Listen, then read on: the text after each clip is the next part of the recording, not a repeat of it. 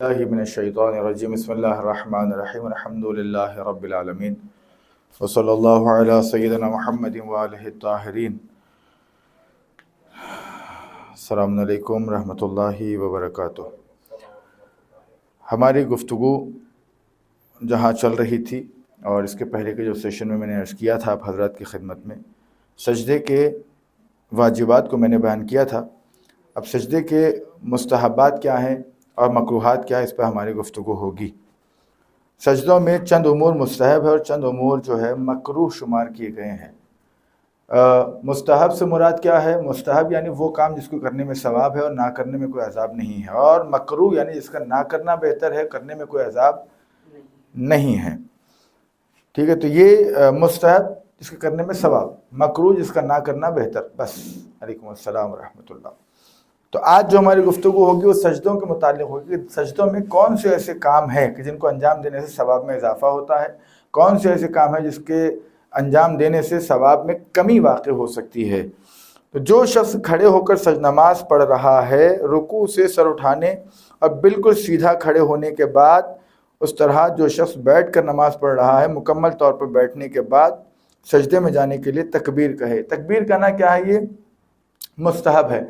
ہم دو سجدے کر رہے ہیں، مثال کے طور پر آپ دیکھیے، جیسے ہم نے ایک سجدہ ختم کیا، سبحان ربی الاعلی و بحمدہ، سیدھا پہلے بیٹھ جانا، استغفر اللہ کہیں یا نہ کہیں، اللہ اکبر، سبحان ربی الاعلی و بحمدہ۔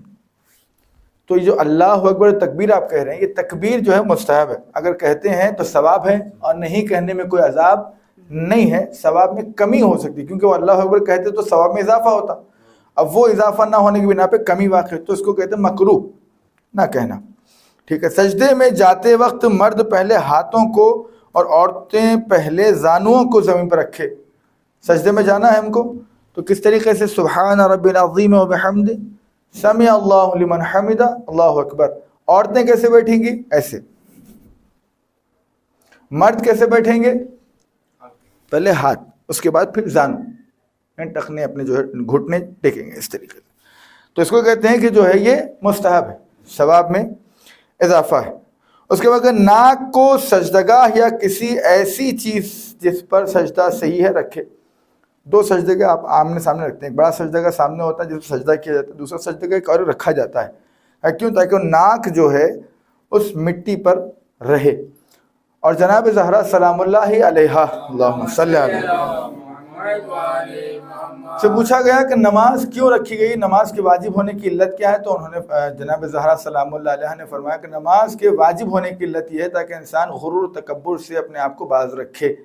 جہاں پر انسان کہتا ہے کہ میری ناک کٹا دی یعنی عزت چلی گئی، تو پوری یعنی عزت کا دار اس کے ناک پہ، ایک محاورہ ہے کہ تم نے تو میری ناک کٹوا دی۔ ناک کٹوانے کا مطلب یہ ناک کاٹ دینا نہیں ہے، بلکہ عزت کا ختم ہو جانا ہے۔ تو کہتے ہیں جو تمام عزت ہوتی ہے وہ ناک سے منسوب کر دیا گیا۔ کہ وہ جو عزت ہے اس کو زمین پہ رگڑ کے بتانا کہ بھائی یہ جو عزت ہے کچھ نہیں ہے میری سوائے خدا کے لیے۔ تو یہ جو ہے انسان کے غرور و تکبر کے جو کیڑے یا پھر بہرحال جو صفات رذیلہ جو ہے، وہ صفت رذیلہ ہمارے اندر سے دور ہونے کے لیے جناب زہرا نے علت بتائی ہے کہ نماز میں سجدہ کیوں واجب کرا۔ اس لیے کہا گیا جب ناک جو ہے زمین پہ آتی ہے یا پھر مٹی پہ رگڑتی ہے تو اس بات کا احساس ہے میں کچھ نہیں ہوں، جو کچھ ہے خدا ہے، رسول ہے اور اس کے اہل بیت اطہار علیہم الصلوۃ والسلام ہے۔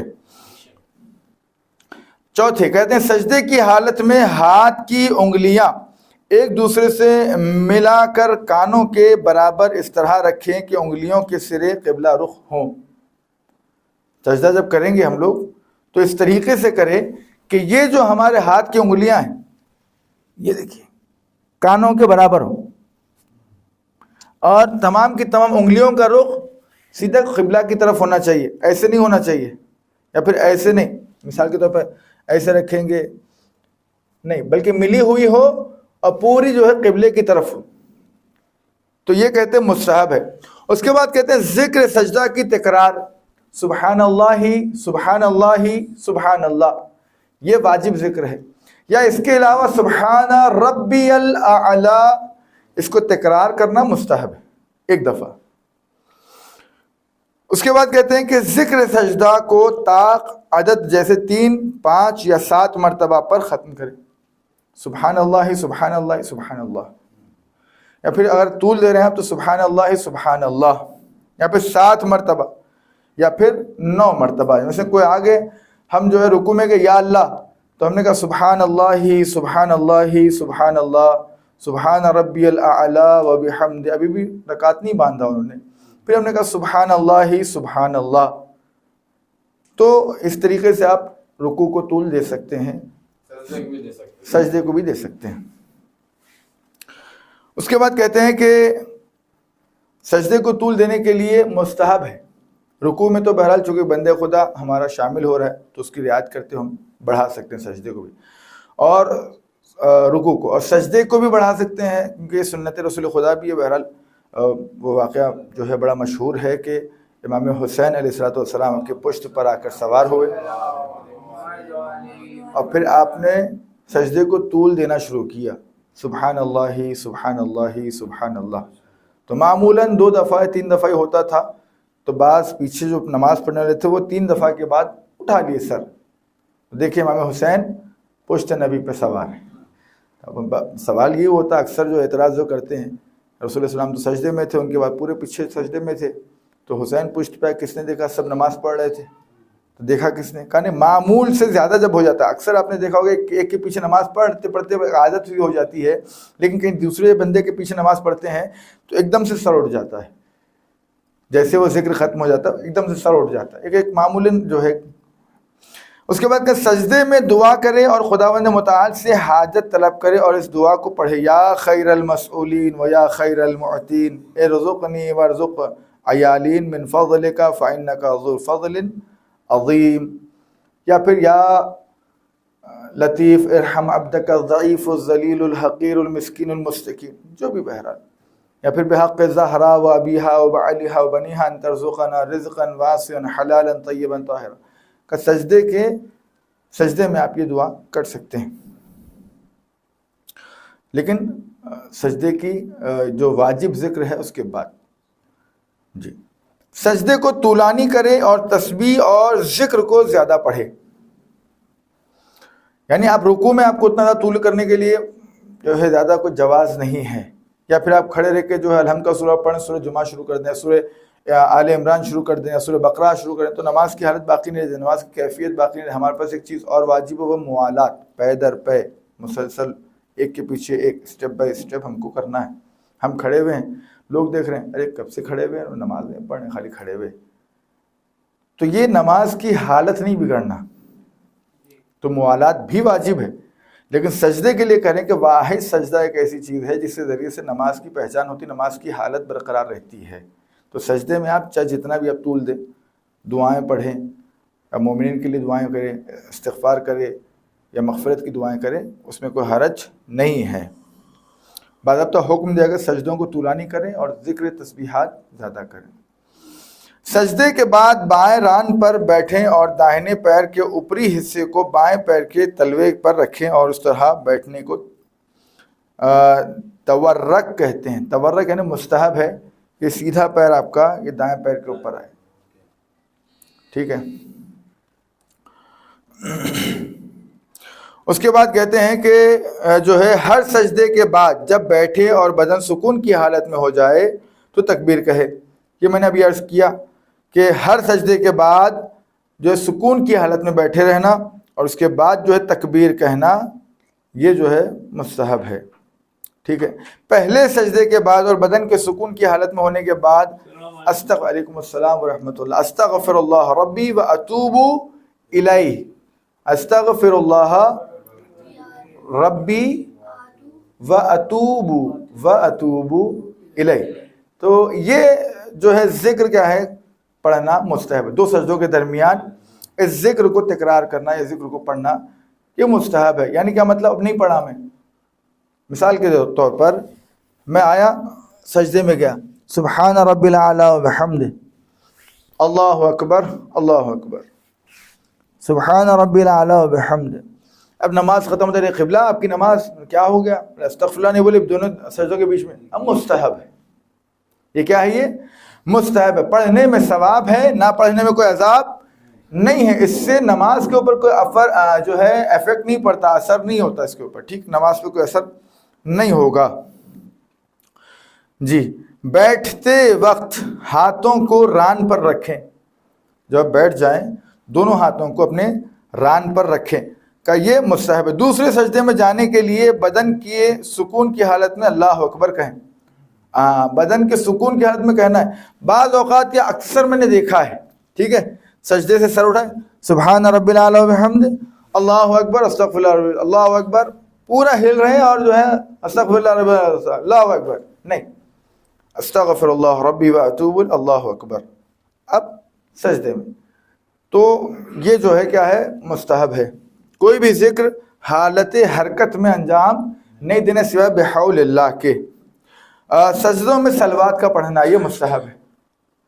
جیسے ہم نے ذکر کیا سبحان ربی الاعلی و بحمد اللہم صلی علی محمد و آل محمد. مرد کونیوں اور شکم کو زمین سے نہ چپکائے اور بازوؤں کو پہلو سے جدا رکھے، اور عورتوں کونیوں اور شکم کو زمین سے چپکائے رکھے اور بدن کے اعضاء کو ایک دوسرے سے ملا کر رکھیں. یہ عورت کے لیے ہے. مرد کے لیے کیا ہے، مثلا سجدے میں گئے تو عورت جب سجدہ کرے گی تو کیسے کرے گی، وہ اس طریقے سے. میرے کونیوں کو دیکھیے آپ، یہ زمین پہ بینڈ ہو گئے،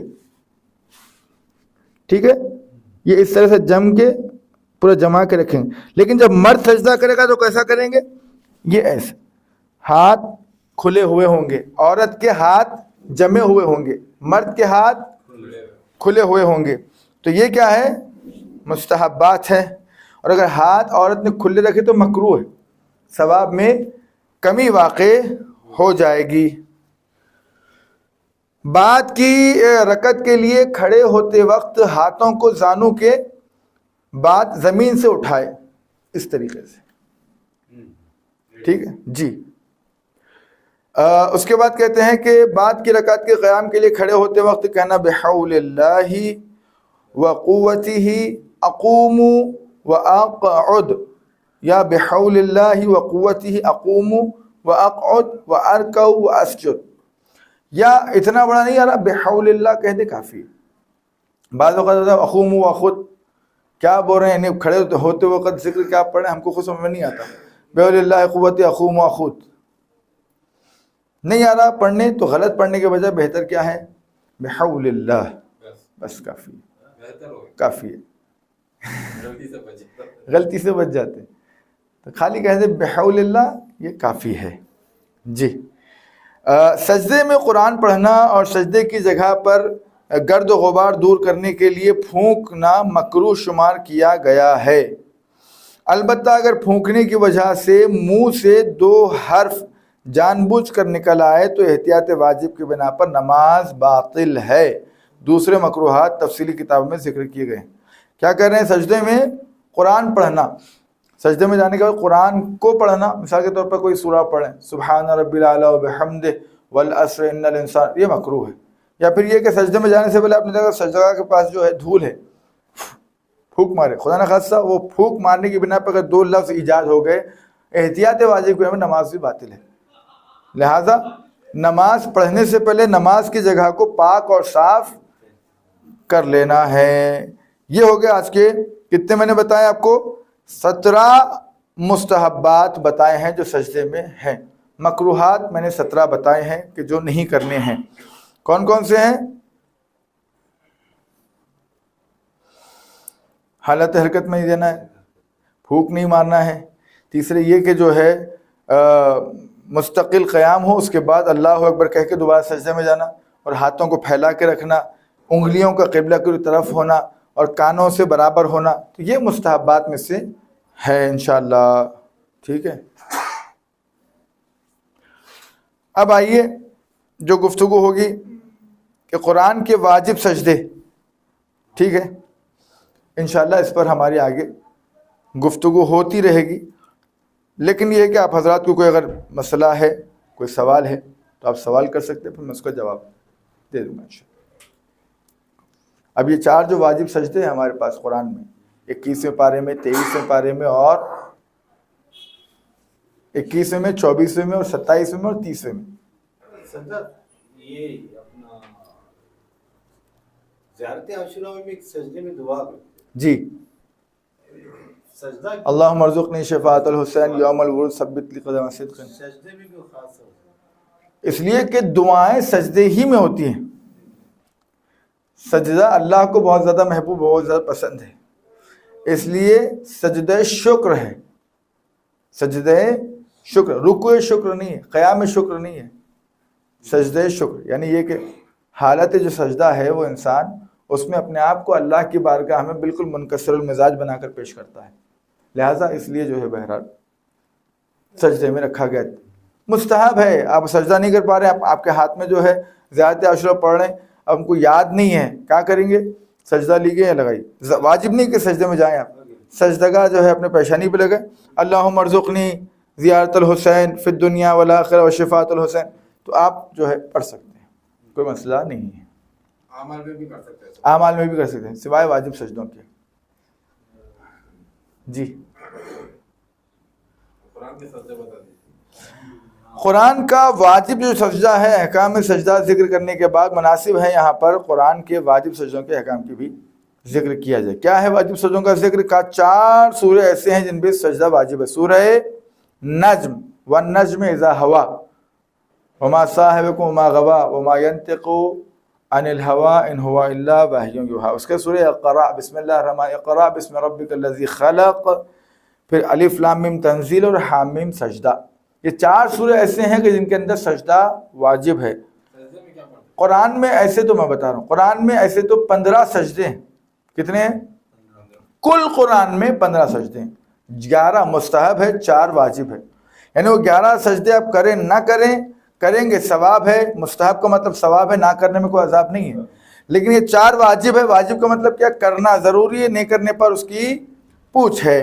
اب بتاتے ہیں کہ اگر انسان اسے کامل پڑھے، کون سی آیت کو؟ جس آیت میں سجدہ ہے، مثلا جس سورے میں جو آیت ہے سجدے والی، اگر وہ آیت ہم نے کامل پڑھے یا سنے تو اس آیت کے ختم ہونے کے بعد فوراً سجدہ کرنا واجب ہے، اسے سجدے تلاوت کہا جاتا ہے۔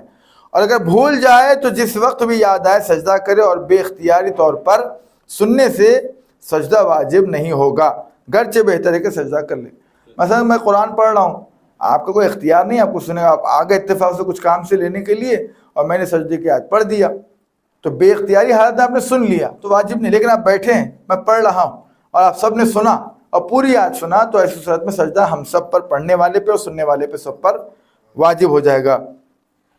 اگر انسان سجدے کی آیت سنتے وقت خود بھی اسے پڑھے تو لازم ہے کہ 2 سجدے تلاوت بجا لائے۔ واجب ہے کہ خود پڑھ رہا ہے، اب بعض اوقات ایسا ہوتا ہے بسم اللہ الرحمن الرحیم میں نے خود پڑھ لیا، میں سنا نہیں مگر، لیکن اب میں پڑھ رہا ہوں بسم اللہ الرحمن الرحیم، آیت سجدہ نہیں پڑھوں گا خدا نخواستہ، پھر سجدہ واجب ہو جائے گا۔ ایک دوسری آیت بتاتا ہوں، وَمِنَ النَّاسِ مَن يَقُولُ آمَنَّا بِاللَّهِ وَبِالْيَوْمِ الْآخِرِ وَمَا هُمْ بِمُؤْمِنِينَ۔ پڑھا بھی میں، سنا بھی میں، 2 سجدے مجھے کرنا ہے، ٹھیک ہے جی۔ اگر بغیر آواز کے پڑھ لے تو ایک سجدہ کر لینا، ہاں ایک سجدہ کر لینا۔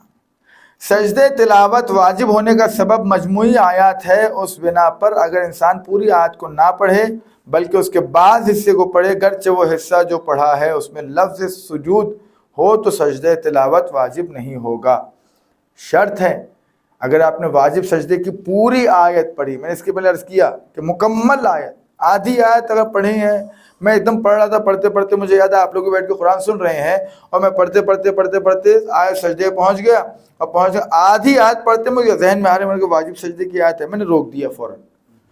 اب آپ لوگوں کے اوپر سجدہ واجب نہیں ہے، میں اس کو کنٹینیو کر کے نا سورہ جو ہے آیت کنٹینیو کر کے پھر میں سجدہ میرے پہ واجب ہو جائے گا جی۔ اگر انسان سجدے کی آیت کو غلط پڑھے یا اسے ایسے شخص سے جو غلط پڑھ رہا ہے سنے اس طرح سے کہ عرف میں غلط پڑھا ہوا قرآن شمار کیا جائے تو لازم ہے کہ سجدے تلاوت انجام دے، بھلے ہی غلط پڑھ رہا ہو۔ عرف عام میں بھی کہا جا رہا ہے کہ بھائی یہ بندہ غلط پڑھ رہا ہے۔ اب بعض اوقات ہوتا ہے نا کہ بھائی وہ بلا لیتے ہیں آپ پڑھ دیجیے، انتقال ہو گیا یہاں پر، وہ بندے خدا خود کو قرآن سے ہی پڑھنے نہیں آ رہا ہے، اور میں خود بھی مثال کے طور پر بیٹھا ہوں، میرے ساتھ بھی ایسا ہوا ہے، اگر میں بھی بیٹھا ہوا ہوں، اگر اب مثال دے رہا ہوں میں، اگر میں بھی بیٹھا ہوں اور اس نے آیت سجدے کی تلاوت اس نے پڑھ دی، لیکن بھلی غلط پڑھی ہو، لیکن چونکہ پڑھا ہے لہذا مجھے اس کو انجام دینا ہے. آدھی پڑھا ہے تو انجام نہیں دینا ہے جی، پوری پڑھا ہے اور پوری جو غلط بھی پڑھا تو جو ہے پڑھنا سجدہ واجب ہے. واجب سجدے والی آیت کو لکھنے یا اسے ذہن میں تصور کرنے یا آیت سجدے پر نگاہ ڈالے بغیر پڑھنے اور سننے سے سجدہ تلاوت واجب نہیں ہوگا. اور اس طرح اگر انسان صرف آیت سجدے کی ترجمے کو پڑھے یا سنے تو سجدہ واجب تلاوت نہیں ہوگا. جی کیا بتا رہے ہیں اس کے اندر؟ ایک چیز یہ ہے کہ انسان واجب سجدے والی آیت کو لکھنے یا اسے ذہن میں تصور کرنے. اب میں سے تصور کیا آپ لوگ جب بیان کر رہا ہوں تو میرے ذہن میں تصور آ رہا ہے. سورہ اقرا بسم ربک الذی کی آخری آیت میرے ذہن میں آ رہی ہے کہ وہ کون سی آیت ہے کہ اس میں سجدہ واجب ہے. تو کہتے ہیں کہ ذہن میں تصور کرنے یا آیت سجدہ پر نگاہ ڈالے بغیر پڑھنے اور سننے سے سجدہ تلاوت واجب نہیں ہوگا. یعنی اگر میں سوچ رہا ہوں، تصور کر رہا ہوں اور بغیر دیکھے اس کو جو ہے پڑھ رہا ہوں تو مجھ پہ سجدہ واجب نہیں ہوگا. اس کے بعد کہتے ہیں کہ سویا ہوا شخص دیوانہ یا وہ بچہ جو قرآن کی تشخیص نہیں دے سکتا اچھے برے کی، اگر آیت سجدہ کو پڑھے اور انسان اسے سنے تو سجدہ واجب ہے. لیکن اگر ٹیپ ریکارڈر اور اس طرح کی چیز سے سجدے کی آیت کو سنے تو سجدہ واجب نہیں ہوگا. اور ریڈیو یا ٹیلی ویژن سے اگر نشر ہو رہا ہے اور آواز کو پہلے ریکارڈ کیا ہے اور اسے نشر کر رہے ہو پھر بھی یہی حکم ہے. لیکن اگر کوئی شخص ریڈیو ٹیلی ویژن کے اسٹوڈیو میں سجدے کی آیت پڑھ رہا ہو اور براہ راست نشر کیا جا رہا ہو اور انسان اسے سنے تو سجدہ واجب ہو جائے گا. دو چیزیں اس کے اندر، ایک تو یہ کہ سویا ہوا شخص دیوانہ یا وہ بچہ جو قرآن کو تشخیص نہیں دیتا اگر آیت سجدہ کو پڑھے. کون پڑھے؟ سویا ہوا شخص، دیوانہ یا چھوٹا بچہ آیت سجدے کو پڑھے اور انسان اسے سنے تو سجدہ واجب ہے. کوئی بھی پڑھے، ہم سننے والوں پہ سجدہ، بھلے بچہ پڑھ رہا مگر آیت سجدے کو تلاوت کرنے کے بعد ہم پر سجدہ واجب ہو جاتا. لیکن اگر ٹیپ ریکارڈر، ہاں جیسے مثال کے طور پر موبائل ہے، ٹھیک ہے، موبائل میں ہم نے سورہ اقرا لگایا اور ہم سن رہے ہیں، ایسے 30 پر ہم نے لگا دیا، وہ چلتے چلتے چلتے سورہ اقرا پہنچا. سورہ اقرا میں جیسے آیا اس نے وہ کیا کرا، وہ آیت واجب سجدے والی آیت پڑھ دیا، یعنی تلاوت ہو گئی. اب آپ کے اوپر سجدہ کرنا واجب نہیں ہے، نہیں ہے. ٹیلی ویژن ہو یا پھر جی یہ پہلے پڑھی جا چکی ہے، اس کو بعد میں سے ہے.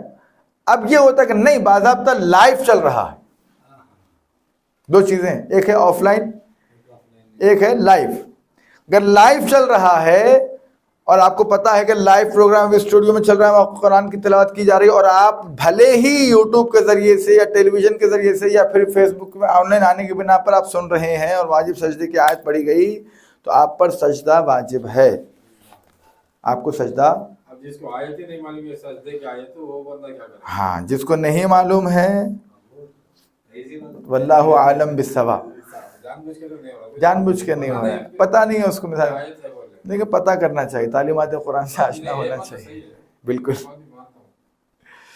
اگر نماز گزار جان بوجھ کر واجب نماز میں ان 4 صورتوں میں سے کہ جس میں پڑھنے سے آیت سجدہ پائی جاتی ہے بیان کی گئی ہے پڑھے تو یہ کام، اگرچہ یہ کام جائز ہے، پڑھا جا سکتا ہے. سورہ اقرا ہم نے شروع کر دیا، الحمد کا سورہ پڑھا میں، بسم اللہ الرحمن الرحیم، دوسری رکعت ہے، اقرا بسم ربک الذی خلق خلق الانسان من علق، شروع ہو گیا آخر تک آیت سجدہ میں نے پڑھ دیا.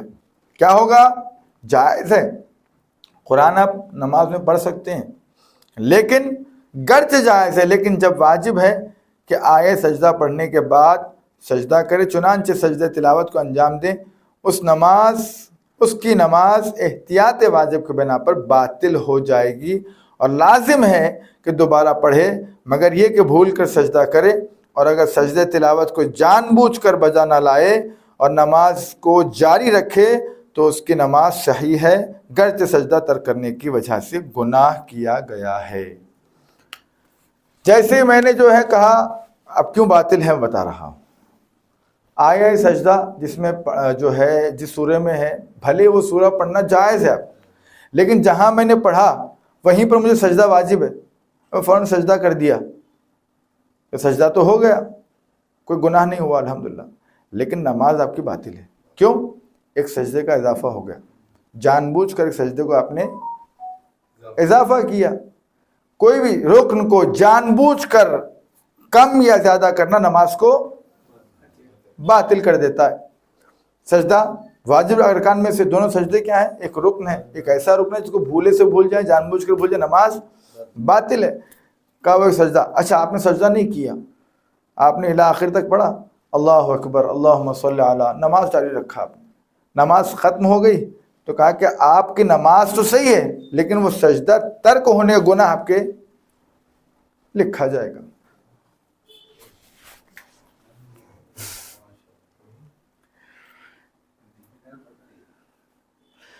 تو انشاءاللہ یہ یہاں تک ہماری گفتگو ہوئی۔ کیا بند ہو گیا؟ یہ آواز نہیں آ رہی؟ ہلو،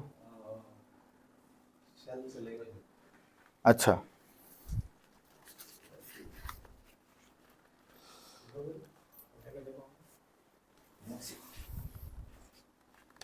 ابھی آ جائے گا شاید۔ ہلو ہلو، آ گئے جی۔ تو یہ ایک ہمارا جو ہے مسئلہ تھا کہ جس میں نے آپ کو واجب سجدوں کے بارے میں بتایا۔ انشاءاللہ اور بھی باتیں ہیں، میں بتاتا ہوں آپ کو کہ اگر واجب نماز میں وہ سورہ پڑھنا شروع کر دے جس میں واجب سجدہ ہے، خواہ جان بوجھ کر ایسا کرے یا بھول کر، چنانچہ سجدے والی آیت تک پہنچنے سے پہلے متوجہ ہو جائے تو سورہ کو ترک کرے اور ترک کر کے دوسرا سورہ پڑھ سکتا ہے، لیکن سجدے والی آیت پڑھنے کے بعد متوجہ ہو تو اسے قبل والے مسئلے کی طرف مطابق عمل کرنا ہوگا۔ یعنی میں نے شروع کیا بسم اللہ الرحمن الرحیم الحمدللہ رب الآخر والضالین، بسم اللہ الرحمن الرحیم اقرأ بسم ربک الذی خلق، 3-4 آیتیں میں نے پڑھ دی، پڑھتے یاد آ رہی اس کے اندر تو واجب جو ہے آیت کی واجب آیت ہے، اس کو پڑھنے کا سجدہ واجب ہے، اس کو وہیں روک دیں۔ بسم اللہ الرحمن الرحیم قل هو اللہ احد اللہ الصمد، یہاں سے آپ کنٹینیو کر سکتے، لیکن ہاں واجب آیت کو، یعنی وہ آیت پڑھنے کے بعد جو سجدہ واجب ہو جاتا ہے کہ اس آیت کو پڑھنے سے پہلے روکا جا سکتا ہے، لیکن اگر آپ نے پڑھ دیا پڑھنے کے بعد متوجہ ہو گئے تو یہ تو وہ آیت ہے جس کو پڑھنے کے بعد سجدہ واجب ہو جاتا ہے۔ تو ایسی صورت میں کہہ رہے ہیں کہ جو ہے آپ پہلے والے مسئلے کی طرف رجوع کریں گے، یعنی اگر آپ نے سجدہ کر دیا تو نماز باطل اور سجدہ نہیں کیا تو گناہ، یعنی گویا ایسے ہے جیسے سانپ کے منہ کی چھپکلی، اگلے تو اندھا ہو جائے نگلے تو مر جائے کہتے ہیں۔ تو بہرحال اب ایک آخری مسئلہ میں بیان کرتا ہوں، اس کے بعد پھر انشاءاللہ آپ حضرات سے روزمرہ کے مسائل کے سلسلے گفتگو ہوگی۔ نماز میں سجدے کی آیت کا سننا جائز ہے، چنانچہ نماز گزار نماز میں سجدے والی آیت کو سنے اس کی نماز صحیح ہے، اور اگر واجب نماز میں ہو تو احتیاط واجب کی بنا پہ سجدہ تلاوت کے قصد سے اشارہ کرے اور نماز کے بعد سجدہ تلاوت کو معمول کے مطابق بجا لائے۔ یہ بہرحال سننے پہ ہے، مثلا بندہ نماز پڑھ رہا ہے اور میں بیٹھ کے قرآن پڑھ رہا ہوں اور واجب آیت کی میں نے تلاوت کر دیا، تو ایسی صورت میں چونکہ میں نے نہیں پڑھا ہے نا، تو میں اپنی نگاہوں سے بھی سجدہ کر سکتا ہوں، سبحان السلام علیکہ ایھا النبی ورحمۃ اللہ وبرکاتہ۔ آپ نے کہا ابھی ذکر سجدہ کیا ہے، ذکر سجدے میں آپ کچھ بھی کہہ سکتے ہیں، چاہے وہ سبحان اللہ سبحان اللہ سبحان اللہ کہیں یا سبحان ربی الاعلیٰ کہیں یا پھر السلام علیکہ ایھا النبی ورحمۃ اللہ وبرکاتہ، اللہ اکبر، یہ بھی آپ کہہ سکتے ہیں، کوئی مسئلہ نہیں ہے انشاءاللہ۔ اس کے بعد جو بات ہوگی ہماری، قرآن کے واجب سجدوں میں بعض شرطیں معتبر ہیں۔ وہ شرطیں کیا ہیں اس کے بعد کے میں جو ہے کلاس میں آپ حضرات کی خدمت میں بیان کروں گا انشاءاللہ۔ جی کوئی سوال؟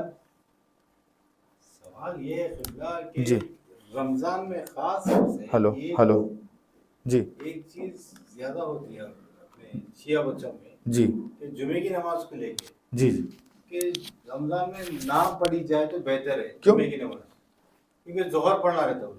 نہیں، چاہے کبھی بھی پڑھیں آپ. نماز دیکھیے، نماز جمعہ کا مسئلہ بڑا تفصیلی ہے، میں عرض کرتا ہوں. نماز جمعہ اگر آپ پڑھ رہے ہیں، دیکھیے نماز جمعہ کے مسائل اور یہ مسئلہ بہت کارگر ہے، بہت افراد اس چیز سے ناشنا ہے. یہ ایک بہت بڑا جو ہے ایک مسئلہ ہے جو میں ابھی عرض کر رہا ہوں. ہوا تو شاید آپ اس کی ایک چھوٹی سی کلپ الگ کر کے بھی آپ اس کو نماز جمعہ کے تعلق سے ایک مسئلہ کر کے آپ بیان کر سکتے ہیں. تفصیلی میں عرض کر رہا ہوں. نماز جمعہ سیستانی صاحب یہ فرماتے ہیں کہ نماز جمعہ واجب تخییری ہے. واجب تخییری یعنی کیا مطلب؟ یعنی ایک نماز کے بدلے، ایک واجب کے بدلے دوسرا کوئی واجب آپ انجام دے دیں تو دوسرا واجب آپ کے اوپر ساقط ہو جائے گا. نماز جمعہ آپ نے اس کی شرائط کے ساتھ اگر پڑھا، نماز ظہر ساقط ہے، نہیں پڑھنا، ٹھیک ہے. لیکن اگر شرائط نہیں ہے، نماز جمعہ کو آپ نے پڑھا، اور اکثر ہمارے پاس جو ہے بغیر شرائط کے نماز جمعہ ہو رہی ہے. اب بتاتا ہوں شرائط کیا ہے اس کی. شرائط اس کی کیا یہ ہے؟ وہ یہ ہے کہ زوال کے وقت نماز شروع ہو جانی چاہیے. نماز جمعہ کا وقت کب سے شروع ہو رہا ہے؟ زوال کے وقت. زوال یعنی سورج اپنے بالکل عروج پہ پہنچ جائے اور پھر اس کے بعد بلندی باقی نہ ہو بلکہ ڈھلنا شروع ہو جائے، نیچے کی طرف آنا شروع ہو جائے، تو اس کو کہتے ہیں زوال ہونا، نیچے کی طرف آنا. تو کہتے ہیں جیسے زوال پر آ جائے سورج، آپ کی نماز جمعہ کا وقت شروع ہو گیا. سیستانی صاحب کہتے ہیں زوال عرفی سے لے کر کے 45 منٹ 45 منٹس کے اندر، اذان سے لے کے، خطبے سے لے کے، نماز سے لے کے نماز کا آخری اللہ اکبر اللہ اکبر اللہ اکبر 45 منٹس میں ختم ہو رہی ہے. تو پھر کیا ہے؟ آپ کی نماز جمعہ شرائط کے ساتھ ہے. اب آپ پہ نماز ظہر واجب نہیں ہے، اس کے بدلے آپ کی نماز جمعہ کفایت کر جائے گی. علیکم السلام. لیکن ہمارے پاس یہ ہو رہا ہے کہ 1 بجے اذان ہو رہی ہے مثال کے طور پر، تو شرطیں ختم ہو گئی.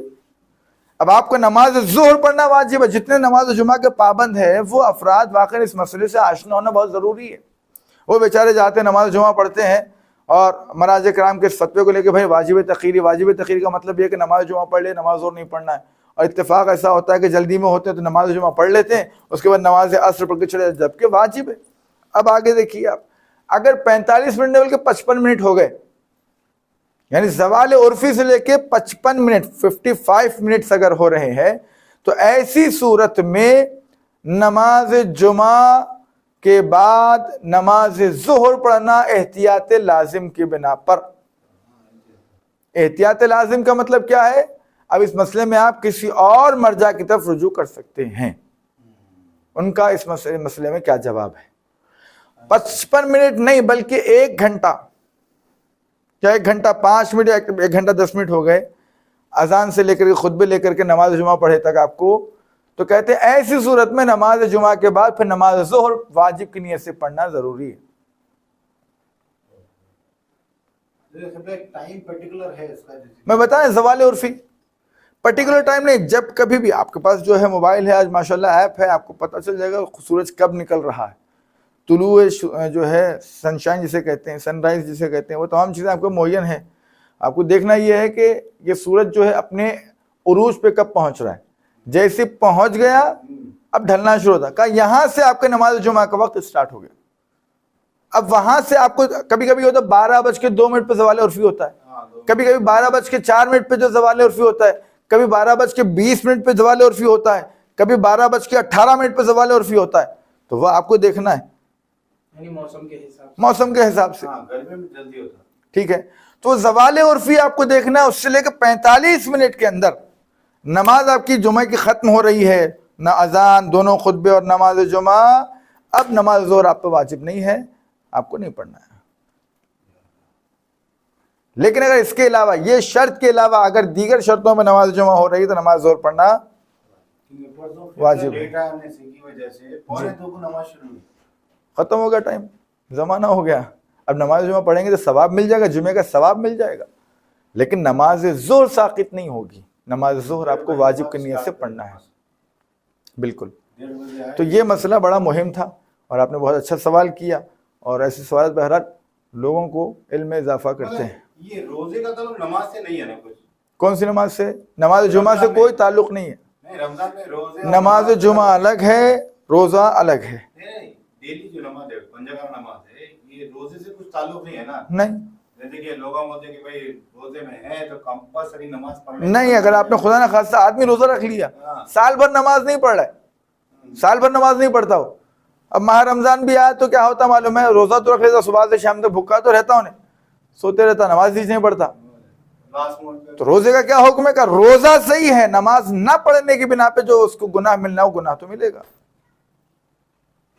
ٹھیک ہے. نہیں اکثر وہ بھی ہوتا ہے کہ ارے نماز پڑھے وہ روزہ کیسا کھول رہے، نہیں کھول سکتے. مستحب ہے نماز مغربین کے بعد روزہ کھولا جائے، ورنہ نماز مغربین کے پہلے آپ روزہ کھول سکتے ہیں، کوئی ایسا واجب نہیں ہے کہ نماز مغرب کے بعد.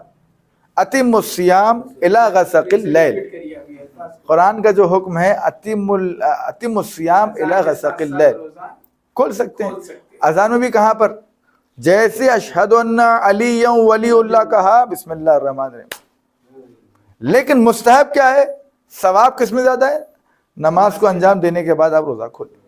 اب بیچارے کچھ ایسے افراد ہوتے ہیں ان کو روزہ رکھنا مشکل ہی ہوتا ہے، اب ویسی صورت میں نماز پڑھنے تک بھی وہ انسان نہیں کر سکتے کہ اذان شروع ہو گئی جیسے علی اللہ کا اٹھا کے ہم نے کھا لیا، بس کافی ہے. کیونکہ ہمارے پاس مغرب جو ہوتی ہے الی غسق اللیل، جب تاریکیوں کی طرف جو لال جو لالی ہوتی ہے، لالی چھٹ کے اب سیاہی آنا شروع، تب ہمیں نماز مغرب کا وقت.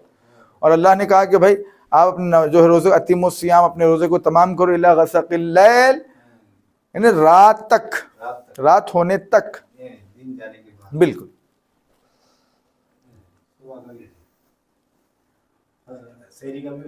سحری میں یہ ہے کہ نماز فجر، اذان فجر سے 5-7 منٹ پہلے احتیاط بازی کی بنا پہ سحری ترک کر دینا چاہیے، 5 منٹ پہلے یا پھر 10 منٹ پہلے، تاکہ بہرحال جو ہے آدمی شک میں نہ پڑ جائے نماز کا وقت ہو گیا تھا کیا، میں منہ میں ڈال لیا تھا نیوالا. بعض اوقات ہوتا ہے کہ کچھ ذرات پھنس جاتے ہیں، اس کو نکال کے آدمی چباتا ہے.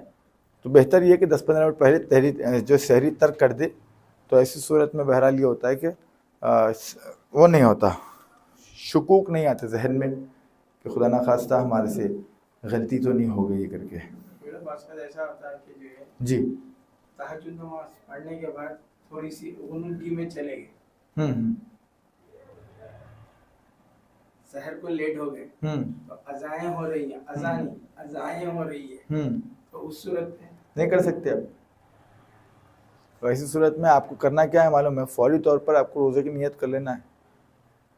اب نہ کچھ کھا سکتے ہیں، اب نہ کچھ پی سکتے ہیں، نماز ہو گیا، نماز کا روزے کا وقت، سحری کا وقت ہو گیا ہے. اب آپ کو صرف اور صرف یہ کرنا ہے کہ وہاں سے نیت کرنا ہے کہ اللہ میرے کو طاقت دے کہ میں آج دن کا روزہ بغیر سحری کے رکھوں.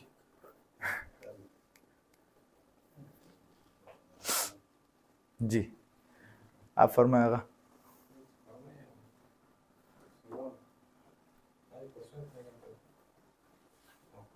کوئی سوال؟ بچوں کے لیے کچھ نصیحت رمضان مبارک کی تعلق سے. اب رمضان مبارک نہیں شادی شدہ لوگوں کے لیے، بچوں کے لیے رمضان اگلے ہفتے بات کریں گے کیا احتیاط کرنا ضروری ہے. اب بچے جو ہے بہرحال بچے ہوں یا بڑے ہوں، سبھی کے لیے احکام یہی ہے کہ ماہ رمضان اللہ کا مہینہ ہے، اور اس میں اللہ اپنے تمام بندگان کو اپنا مہمان قرار دیتا ہے، اور سب کو اللہ مہمان نوازی کرتا ہے سب کی. اور ایک بڑا شرف ہے کہ اللہ کی مہمان نوازی. مہمان کا مطلب کیا ہے؟ آپ کے ہمارے پاس گھر میں کوئی مہمان آ جائے اور اگر وہ کسی چیز کی خواہش کر دے تو ہم کچھ بھی ہو جائے کوشش کرتے ہیں اپنے مہمان کو ناراض نہ کریں، اس کی خدمت بہتر سے بہتر انداز میں. جتنی بھی خدمت کرتے ہیں آخر میں ایک جملہ کہتے ہیں کہ بھائی ہم سے کوتاہی کچھ ہو گئے تو معاف فرمائیے. تو کوشش انسان کی یہ ہوتی ہے کہ ہمارے گھر کوئی مہمان آئے تو ہم اس کو راضی کر کے اپنے گھر سے بھیجیں. تو جب ہم اللہ کے مہمان نوازی میں جا رہے ہیں، اور ایک ایسا مہینہ جس میں اللہ کہہ رہا ہے کہ میں اپنے بندگان کی مہمان نوازی کرتا ہوں، تو ہم جب اللہ کے مہمان بنتے ہیں تو پھر اللہ ہماری تمام دعاؤں کو قبول کرتا ہے، یہاں تک کہ جب تک کہ ہم راضی نہ ہو جائیں. تو یہ ایک ایسا مہینہ ہے جو مغفرتوں والا مہینہ ہے، جس کے اندر انسان اپنے گناہوں کو یاد کر کے اللہ کی بارگاہ میں توبہ استغفار کرتا ہے تو اس کے گناہ بخش دیے جاتے ہیں. یہ ایک واحد مہینہ ہے کہ جس میں اللہ انسان کے سونے پر بھی جو ہے ثواب عطا کرتا ہے. یعنی ماہ مبارک رمضان میں کوئی انسان حالت روزہ میں ہے، ہاں حالت روزہ ضروری ہے، روزہ نہیں رکھیں پھر سو رہے ہیں تو یہ بات کہاں سے ہوں گی؟ حالت روزہ میں ہے اور انسان اچھا مجبوری کی حالت میں کوئی جو ہے روزہ نہیں رکھے تو بات الگ ہے وہ، ہاں لیکن طاقت ہے ہمت ہے میرے پاس میں رکھ سکتا ہوں، میں لیکن پھر بھی کھا کے پی کے گھر میں سکون سے سو جا رہا ہوں تو یہ عبادت نہیں ہے۔ اب بعض بزرگان ہوتے ہیں، کچھ شوگر پیشنٹ ہوتے ہیں، ان کو وقت پہ وقت جو کھانا ضروری ہے خدا نخواستہ نہیں کھاتے ہیں کھانا تو بدن پہ افیکٹ پڑ سکتا ہے، یا پھر بزرگان نے طاقت نہیں ہے ہمت نہیں ہے نہیں رکھ سکتے روزہ، ان کے لیے شریعت نے بھی ان پہ زبردستی نہیں کیا کہ تم روزہ رکھو، نہیں ایک جو ہے روزے کے بدلے ایک مطعم جو ہے مسکینوں میں دے دینا ہے، ٹھیک ہے۔ تو ایسی صورت میں کہتے ہیں کہ جو انسان یعنی کتنا متبرک مہینہ ہے کہ انسان روزے دار ہے اور روزے دار سو رہا ہے، تو واحد ایک ایسا مہینہ جس میں سونے پر بھی اللہ نے ثواب رکھا ہے۔ سونا تو چھوڑے، جتنی سانسیں انسان لے رہا ہے ان سانسوں پہ اختیار نہیں ہے، لیکن اللہ ان سانسوں پر بھی اللہ کیا کر رہا ہے؟ تسبیح کا ثواب عطا کر رہا ہے۔ ایک سانس آپ نے لیا، ہم نے کہا سبحان اللہ، تو یہ جو لفظ سبحان اللہ اپنے منہ سے دہرایا ہم نے، تو اس کا جو ثواب ہے وہ ثواب ایک سانس لینے پہ ہے۔ نہ جانے دنیا میں نہ جانے دن میں کتنی سانسیں ہم لے لیتے ہیں، انگنت ہے، اور کتنی دفعہ ہم سانس لیتے ہیں چھوڑتے نہیں معلوم ہے، لیکن پھر بھی اللہ ہر سانس کے اوپر تسبیح کا ثواب عطا کرتا ہے۔ تو یہ وہ مہینہ ہے۔ تو سوچو جب اس مہینے میں سونے میں ثواب ہے اور سانس لینے پہ ثواب ہے، اور اگر اس مہینے میں تلاوت قرآن کی جائے، تسبیحات اربع پڑھا جائے، یا پھر یہ کہ اللہ کی حمد و ثنا کی جائے اور اس کی مالک کی تمجید و ثنا کی جائے، تو وہ کتنا ثواب عطا نہیں کرے گا۔ اسی لیے کہا گیا کہ اگر ماہ رمضان میں انسان ایک آیت کی تلاوت کرتا ہے تو گویا ایک ختم قرآن کا ثواب عطا ہوتا ہے، ایک آیت۔ تو کوشش کر کے انسان اگر جو ہے دن میں اگر مثال کے طور پر 2 پارے بھی ختم کر رہا ہے، کم سے کم کی بات کر رہا ہوں، 2 پارے بھی ختم کر دن میں اگر، تو مہینہ ختم ہونے سے پہلے تقریباً 2 قرآن وہ پڑھ سکتا ہے۔ اور 2 قرآن کا مطلب کیا ہے؟ کتنی آیتیں ہیں قرآن میں؟ ایک عمومی طور پہ بتایا جاتا ہے 6666۔ اب ڈیوائڈ کیجئے، ایک آیت پڑھیں گے تو 6666 آیت پڑھنے کا ثواب ہے۔ اب وہ 6666 کو پھر 6666 سے اگر جو ہے ملٹیپلائی کرے تو کتنا ہو گیا؟ انگنت ثواب، انگنت ثواب۔ کتنا ثواب ملے گا نہیں معلوم، یہ تو صرف تلاوت قرآن ظاہری طور پہ کرنے کا بتا رہا ہوں آپ۔ اگر وہ قرآن کو پڑھتے پڑھتے قرآن کو سمجھ کے پڑھ رہا ہے، اس کے ترجمے پہ غور کر رہا ہے، اس کی تفسیر پہ غور کر رہا ہے، تو پھر اس کا ثواب الگ ہے۔ اس کو کہتے ہیں بمپر آفر۔ اس سے بڑا بمپر آفر کوئی ہو سکتا ہے؟ ماہ رمضان مبارک انسانوں کے لیے ایک رحمتوں والا مہینہ ہے، اور جس کے اندر انسان جتنا چاہے اپنے خدا سے جو ہے حاصل کر سکتا ہے، اپنے گناہوں کی مغفرت کروا سکتا ہے۔ اور سب سے بہترین مہینہ یہ وہ ہے جس میں انسان اپنے جو ماں باپ جو ماقبل گزر چکے مرحومین ان کے لیے سارے ثواب کرا سکتا ہے۔ یعنی ایک کھجور کے ذریعے سے بھی کسی کو جو ہے کسی شخص کو افطار کرا رہا ہے تو گویا کہ اس کے روزے کے ثواب میں بھی بندے خدا شامل ہے، اور پھر وہ یہ تو شامل ہو گئے، ثواب مل گیا۔ اب وہ جو کھجور انسان کے بدن میں گیا، اس کھجور کے ذریعے سے جو انسان کے بدن میں خون بنا، وہ خون جب تک اس کے بدن میں باقی رہے گا، یا پھر وہ خون گوشت میں تبدیل ہو کے انسان کے بدن میں باقی رہے گا، جب تک کہ وہ خون یا بدن کا حصہ باقی ہے تب تک کہ انسان کے اعمال میں، نام اعمال میں اس کے ہر عمل کا ثواب اس کو پہنچتا رہے گا۔ تو تیاری کیسے کرنا ہے؟ تیاری ایسے کرنا ہے کہ جتنا ہو سکتا ہے انسان جو ہے اپنے آپ کو آمادہ کرے کہ میں تلاوت قرآن مثلا ہر نماز کے بعد 50 آیت، کم سے کم 50 آیت میں پڑھوں گا، ٹھیک ہے۔ اور کوشش یہ کرنا ہے کہ جتنا ہو سکتا ہے غیبت کرنے کے بجائے تسبیحات اربع کا دہراتے رہیں، ان کی غیبت، ان کی غیبت، ان کے بارے میں برا بھلا، ارے وہ تو ایسے ہیں، وہ تو کیسے ہیں، وہ تو ویسے نہیں۔ ماہ رمضان مغفرتوں والا مہینہ ہے، برکتوں والا مہینہ ہے۔ اس میں جتنا انسان لوٹنا چاہ سکتا ہے لوٹ سکتا ہے، جتنا اللہ سے حاصل کرنا چاہ سکتا ہے کر سکتا ہے، نہیں کرنا چاہتا۔ اسی لیے چھٹے امام جعفر صادق علیہ السلام نے ارشاد فرمایا ہے کہ بدبخت ترین ہے وہ شخص جو ماہ رمضان میں بخشا نہیں گیا تو پھر کسی مہینے میں نہیں بخشا جائے گا۔ بدبخت ترین شخص ہے وہ جو اس مہینے میں اپنے آپ کو اللہ کی بارگاہ میں نہیں منوایا وہ پھر کسی مہینے میں بخشا نہیں جائے گا۔ تو بہرحال جتنا ہو سکتا ہے، میں نے بتایا کہ ہر لمحہ، ہر گھڑی، ہر پل عبادتوں میں گزرتی ہے، یہاں تک کہ سونا جو اختیار میں انسان کے نہیں ہے، وہ سونے پر بھی اللہ نے عبادتوں کا ثواب رکھا ہے۔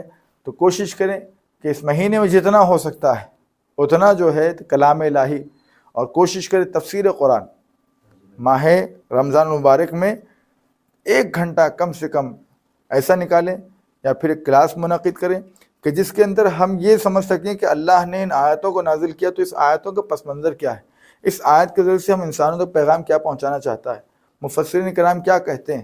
یہ اللہ نے مثال کے طور پر کہہ دیا وما خلقت الجن والانس، ہم نے ترجمہ پڑھ لیا کہ اللہ نے جنات و انسان کو خلق نہیں کیا مگر یہ کہ وہ عبادت کریں، بس ترجمہ ہم نے پڑھ لیا۔ اب اس کے مابعد کیا بحث ہیں علماء کرام نے کیا ہے، احادیث و روایات کے جو ہے روشنی میں کہا نہیں، اللہ لیعبدون سے مراد ہے اللہ لیعرفون، یعنی اللہ کی معرفت حاصل کرنے کے لیے اللہ نے انسانوں کو پیدا کیا۔ اب معرفت حاصل کرنے کے طریقے کیا کیا ہیں، ان طریقوں کو حاصل کر کے اگر انسان عمل کرتا ہے تو تفسیر قرآن جب انسان پڑھتا ہے تو قرآن اس کے سمجھ میں آتا ہے اور اس کے پتہ چلتا ہے کہ اللہ ہم سے کیا چاہتا ہے اور ہم اللہ سے کیا چاہتے ہیں، تو پھر بہتر انداز میں عمل ہو سکتا ہے انسان کے ان تمام کاموں میں، ان تمام اعمال میں یا ان تمام عبادتوں میں یقین پیدا ہوگا۔ اور جب انسان کو اپنے عمل پہ یقین پیدا ہو جائے تو پھر اب مولا علی کی اس روش کو یاد رکھے کہ مولا علی نے جو کہا فزت ورب الکعبہ، رب کعبہ کی قسم میں کامیاب جا رہا ہوں۔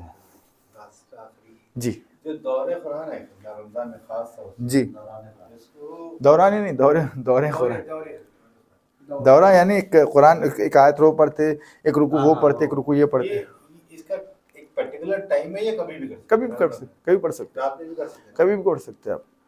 اکثر کیا ہوتا ہے وہ تو اثر کے ٹائم، اثر کے بعد زیادہ ہوتا ہے، ہو 4 بجے، کیونکہ وہ کیا ہے سہولت ہو جاتی ہے، کیونکہ کیا ہوتا ہے چونکہ روزہ دار نماز فجر کے بعد تعقیبات دعائیں وغیرہ پڑھ کے، چونکہ عام طور پہ ماہ رمضان جو ہے گرمیوں پڑتا ہے، گرمیوں میں رات چھوٹی ہوتی دن بڑا ہوتا ہے، ٹھیک ہے، اور رات دیکھے دیکھتے نکل جاتی، رات میں آدمی سوتا نہیں ہے، ٹھیک ہے، اب رات بھر جاگ گئے، اب ویسے بھی جو افطاری کرنے کے بعد صرف پانی چلتا ہے، اس کے بعد 11-12 بجے جا کے رات کا کھانا ہوتا، اب وہ 12 بجے کھانا کھانے کا پھر باہر نکلے تھوڑا حلیم باہر دے، اس کی کیسی ہے اس کی کیسی ہے، وہ چکن کی وہ مٹن کی، اور بہرحال یہ پورے چکے کر کے واپس آئے تک 2 بجتے، پھر اس کے بعد سحری کا ٹائم ہو رہا ہے، چلو جب تک گیم کھیل لیں گے، روٹی ووٹیاں تل کے تیار ہوتے، بھنڈی تل کے رکھ دیتے زبردست ہے نا، آم رس نکال کے، اس کے بعد پھر سحری کرے، ٹھیک ہے، اب سوئے تک نماز فجر پڑھ کے تعقیبات پڑھ کے قرآن کی تلاوت کر کے سوئے تک تقریباً 10 بج گئے، تو انسان کیا کرتا ہے نماز ظہر کو تاخیر کر دیتا ہے، تو نماز ظہر پڑھنا چاہیے تھا ایکچولی 1 بجے اول وقت، لیکن سو گیا، تب مومنین کی سہولت کے لیے تاکہ مومنین ایک جگہ جمع ہو جائیں اور ایک ساتھ نماز پڑھ سکیں، تو لہٰذا کیا کرتے ہیں کوشش ہے کہ دین اسلام ہمارا رحمت ہے، زحمت نہیں، 4 بجے نماز ظہر رکھ دیا کہ بھائی نماز ظہر کا ٹائم ہے 4 بجے مثال کے طور پر، بعض جگہ ہوتی ہے، بعض جگہ نہیں ہوتی ہے، بعض لوگ کو بولتے ہیں نہیں ہمارے محلے میں اکثر افراد کا ایک طور طریقہ روش ہے، اٹھ کے نماز ظہر کے لیے نہیں آ سکتے، اور ایک آدمی ہے کہ نماز پڑھ کے جانے سے بہتر یہ کہ پورے محلے کے لوگ جمع ہو جائے تو بہتر ہے، کہ 4 بجے ہم نماز رکھ رہے ہیں مثال کے طور پر، ٹھیک ہے، 4 بجے نماز ظہر پڑھے، 4:30 تک وہاں ہو گئے، 4:30 سے 5:30 بجے تک ہم نے دورہ قرآن رکھا مثال کے طور پر، یا 6 بجے تک، پھر نماز کا ٹائم شروع، مجلس یا جشن وغیرہ جو بھی رہتا ہے، پھر وہ برنامے پورے کرنے کے بعد نماز مغرب کا وقت ہو جاتا ہے، تو اس سے ملا کے ترتیب کے ساتھ جو ہے مسئلہ حل ہو جاتا ہے، اور سہولت کے اعتبار سے کوئی بھی کچھ بھی رکھ لیتے، ضرور نہیں ہے۔ یہ دورے جو ہے رمضان کے روزوں میں کچھ شباب جوان بچے، جوان بچوں کا تذکرہ کر رہا ہوں، وہ لوگ جو ہے سو جاتے ہیں نماز پڑھنے کے بعد، جو ہے تقریبات کے بعد ایک 3-4 گھنٹے کا ریسٹ لینے کے بعد میچ رہتا کرکٹ، کھڑی دھوپ میں 10 بجے سے 2 بجے تک کھیلتے، پھر جو ہے اتنے وہ ہو جاتے ہیں، تابان ہو جاتے ہیں، لاغور جو لیا تو حالت جو ہے روزہ ٹوٹنے کے قریب آ جاتا ہے، یا نہیں تو بعض وقت توڑ بھی دیتے ہیں، تو ان کے لیے آپ کی نصیحت؟ دیکھیے جب پتہ ہے، اس بات کا یقین ہے ہم کو کہ بھائی ہمارے اس فعل کو انجام دینے سے، ہمارے اس میچ کو انجام دینے سے، ہمارے اس کھیلنے کی بنا پہ ہم کو تھکان ہم پہ آ جائے گی، ہمارا گلا سوکھنے لگے گا، ہم کو پیاس کی شدت محسوس ہوگی، بھوک لگے گی، اور جب پتہ اس کے باوجود بھی کھیلنے جا رہا ہے تو کھیلنا جائز نہیں ہے۔ ایک دوسرے ایک روزہ توڑتا ہے تو روزے کا کفارہ 60 روزے یا پھر 60 مسکینوں کو کھانا کھلانا واجب ہے۔ ہلاکت میں ڈال رہے ہیں، بالکل جائز نہیں ہے، حرام ہے۔ رمضان ہے عبادت کا مہینہ، نہیں ہے کچھ شباب نہیں ہے، ختم ہو گئے وہ۔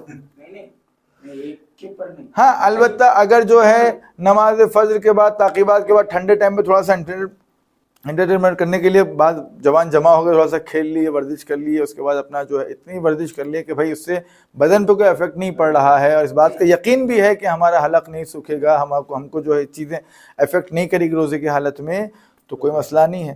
لیکن یقین ہے کہ ہم اس کام کو انجام دیں گے، یا ایسا بھاگ دم دوڑ یا فٹ بال یا میچ ایسا کھیلیں گے کڑی دھوپ میں کہ جس کی بنا پہ ہم کو پیاس کی شدت محسوس ہوگی، جس کی بنا پہ روزہ بھی نہیں رکھا جائے گا، تو جس کی وجہ سے انسان کے بدن پہ افیکٹ پڑ رہا ہو وہ فعل جائز نہیں ہے۔ دوسرے یہ کہ اگر ہم نے روزہ توڑ دیا تو کوئی عذر شرعی نہیں ہے، بغیر عذر شرعی کا روزہ توڑنا کفارہ واجب کر دیتا ہے۔ والسلام علیکم ورحمۃ اللہ وبرکاتہ۔ اللہم صلی علی محمد وعلی